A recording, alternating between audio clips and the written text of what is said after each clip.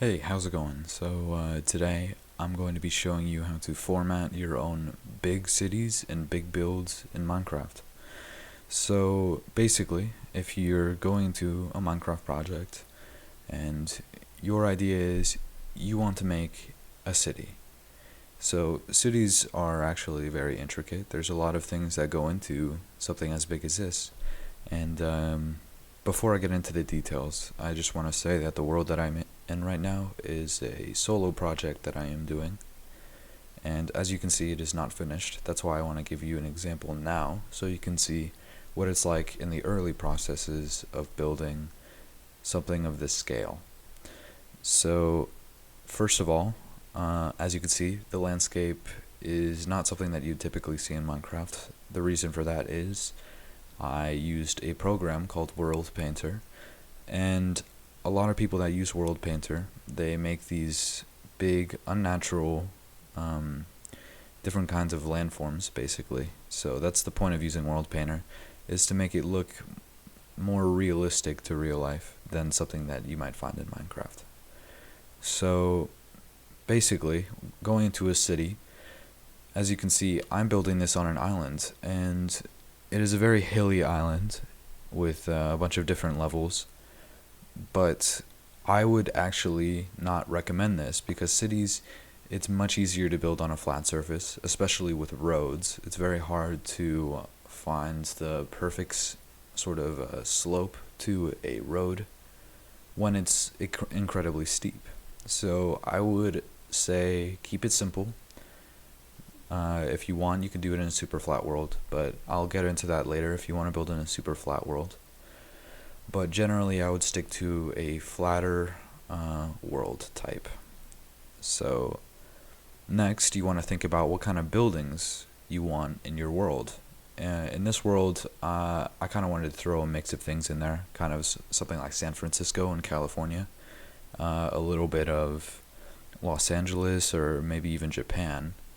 And another thing you want to think about when you're choosing what to build in your city is how tall these buildings will be near the end.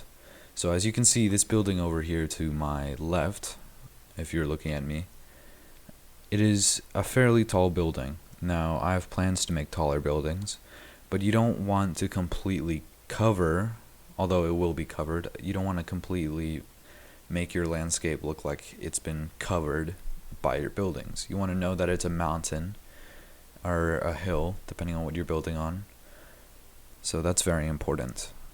Now, the vegetation and environment. If you want to be building under a certain style of somewhere that's in, in real life, you have to keep in mind the kind of trees, the kind of bushes, and the different things that grow in that part of the world, so that when you go in to make your city, it's realistic to that place in the actual world.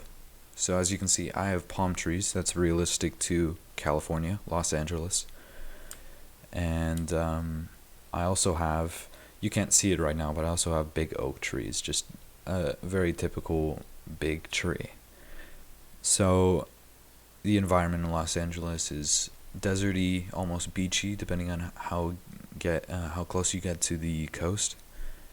There are a lot of beaches, and so you can't see it right now. But basically, another thing you want to think about are your roads. You can see this road over here. It's very windy. It had to make its way up the mountain, but off in the distance, you can also see that there are roads making their way across pieces of land. So roads are very important. You can also look up videos on YouTube on how to properly map out a road.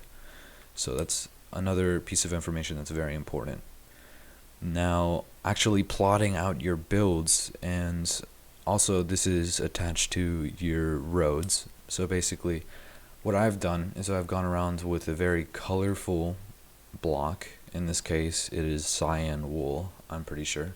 I mapped out the roads and how generally where I want them to be.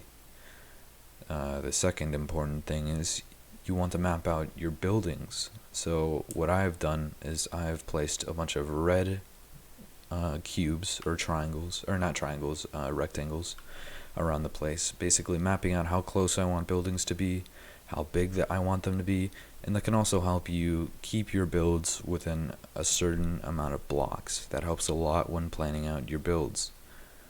And you want to think ahead, do I want this build to be an even amount of blocks? If you want it to be an odd amount of blocks, I suggest odd, but that's a different video that I should go into on how to format buildings. So basically, moving on, I want to focus on a kind of focal point. So basically, you want to find a place where you want to start building your buildings so that it can kind of spread out, almost like a plague taking over the land. So it'll spread out from that one point on the map, and you can base your buildings around it. And what happens is, if you don't do that, you just kind of plop them all over the place. Eventually, when your city starts to fill up, you won't have the proper amount of space for anything. And that's a huge deal. If you don't have the proper amount of space for any buildings, and they don't quite, it's like a puzzle. If they don't fit perfectly, then it can be unpleasant to look at, and a lot of things like that. So that's very important. Now, some tools that I've used in this example right here on the buildings and everything, I use World Edit, which is a modification to the game, a mod, and that allows you to build things much easier. You can instantly place walls. You can instantly do a lot of things. It's not limited to just that. And a different modification that I used, not necessarily a modification, but it's a program that I mentioned earlier, World Painter. It's incredibly valuable if you want to get into making your own landscapes. If you don't like how Minecraft looks, then you can make it look the way you want it to. If you want a specific place in the world, you can make it, and what kind of topography or what kind of mountains and landforms form in that area. So that's very important. And I promised you earlier that I would tell you what to do if you build on a super flat world in Minecraft. So it's very important, if you're building on a flat surface, to create different levels in the height of your buildings.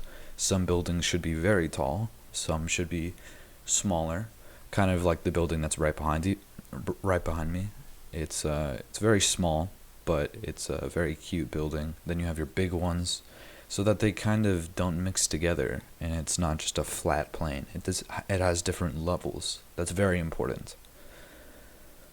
Now, also, building on a super flat world, it's much easier to build, it's much easier to plan things out. So in that sense, I recommend it. But I also don't recommend the fact that it's flat, because it's much harder, and you don't have as much freedom building what you want to, because then you have to make it a certain height so that it stands above another building. That's very important. But I believe I covered all of the things that I wanted to in this video, and I hope that helped. And I'll see you next time. Thank you for watching, and bye.